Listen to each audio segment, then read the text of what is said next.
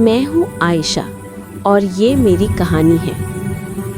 उस दिन सब कुछ किसी ख्वाब जैसा लग रहा था। सुर्ख जोड़ा, चमकते जेवरात, खुशियों की आवाज़ें और हर तरफ मुस्कुराहटें। मैं दुल्हन बनकर गाड़ी में बैठी थी। हाथों की मेहंदी चमक रही थी और दिल में बस एक ही सोच थी, अब सब कुछ अच्छा होगा। एक नया घर, एक नया रिश्ता, मोहब्बत और ख्याल से भरी जिंदगी। लेकिन वक्त के साथ ख्वाब हकीकत से टकराने लगे। सुबह आंख खुलती तो कामों की लिस्ट मेरे सामने होती। कभी किचन में चाय बनाती, कभी कपड़े धोती, कभी सास के पांव दबा रही होती। पूरा दिन घर के कामों में गुजर जाता और कोई भी ये नहीं पूछता था, आयशा तुम ठीक हो? मेहमान आए, सबने मुझे तोहफे दिए वलीमे वाले दिन, और सास ने कहा, आयशा मेहमानों के लिए खाना बना दो। मैं अपनी गुलाबी जोड़े में जैसे दोबारा दुल्हन बनी हूँ। किचन में जाकर चूल्हा जलाने लगी। जेवरात की छनक और कपड़ों का वजन दिल के बोझ से ज्यादा भारी लग रहा था।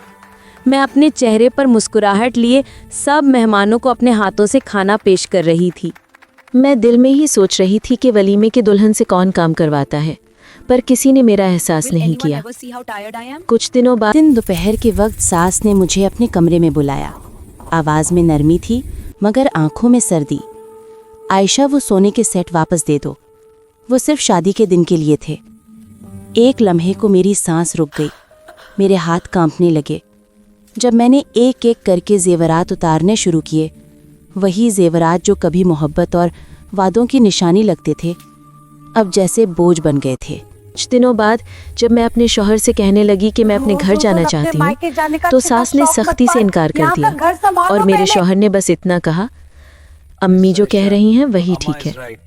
मैं खामोश हो गई मगर अंदर से टूट गई। मैं दिन रात कामों में उलझी रहती हूँ।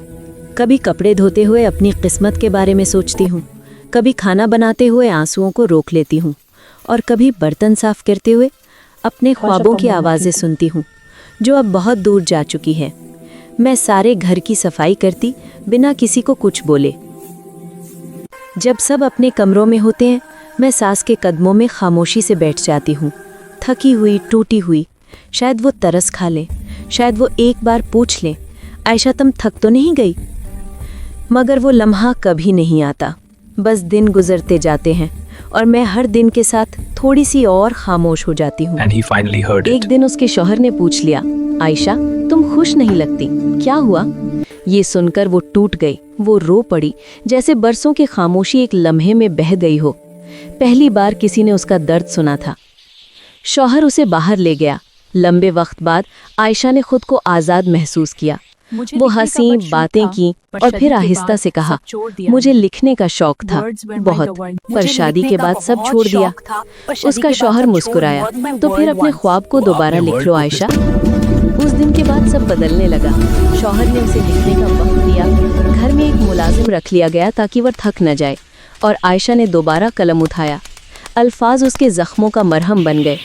आज वो फिर मुस्कुराती है, लेकिन अब वो मुस्कुराहट खाली नहीं, अब उसके अल्फाज में उसकी कहानी है, उसकी ताकत है। आयशा एक आम औरत नहीं रही, वो एक कहानी बन गई। एक दिन शायद मेरी आंखों की थकन मेरी सास ने देख ही ली।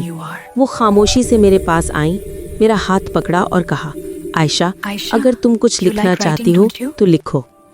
और उस दिन के बाद सब कुछ बदलने लगा। कुछ दिनों बाद घर में एक नौकरानी रख ली गई। मेरा बोझ हल्का हो गया। मेरा शौहर मुस्कुराकर बोला, अब तुम अपनी ज़िंदगी अपने लिए जियो आयशा। अब मैं रोज़ सुबह तैयार होती हूँ, सादा लिबास पहनती हूँ, बाल खुले छोड़ती हूँ और माँ जी और अपने शौहर के साथ बैठकर चाय पीती हूँ। नौकरानी चाय लाकर रखती है और मैं खामोशी से मुस्कुरा देती हूँ।